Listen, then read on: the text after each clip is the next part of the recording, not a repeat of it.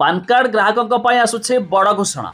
जदि आपण भी जड़े पान कार्ड हिताधिकारी तेरे नुआ नियम विषय जाणी रखु नचेत आपण बहु असुविधार सम्मुखीन हो पारती।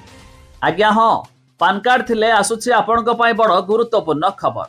आपण जानिछंती देशर नागरिक पाखरे अनेक गुरुत्वपूर्ण डॉक्यूमेंट अछि जहाँ दैनंदिन कार्य पई व्यवहृत हुए। एथिमध्यरु गोटिए हेउछि पान कार्ड। याकू परिचय पत्र ठारू आरंभ करी कारबार एवं निवेश एवं आईटीआर फाइल पर्यंत अनेक कार्य पई अत्यावश्यक बोली विवेचना करा जाए। एही मध्यरे पान कार्ड हिताधिकारी पई आसिला बड़ घोषणा।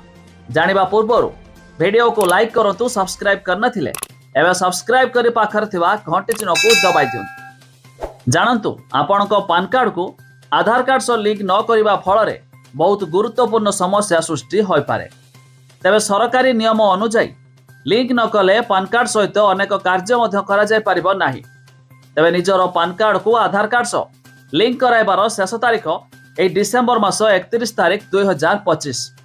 जदि आपण से पर्यंत पान कार्ड को आधार कार्ड सहित लिंक कराई नांती तेबे यह प्रथम निष्क्रिय होई जिवो। यार अर्थ हेउछि आपण याकू अन्य कोनोसी उद्देश्य रे व्यवहार करि पारिबे नाही। आयकर संबंधी कार्य, बैंक अकाउंट खोलिबा, बड़ कारबार करिबा किबा निवेश करिबा समस्त मध्य बंद होई जिवो। ते पान कार्ड बिना बैंकिंग कार्यकलाप सबठारु अधिक प्रभावित हुए। पान कार्ड बिना अनेक बड़ कारबार मध्य होई पारिबो नाही।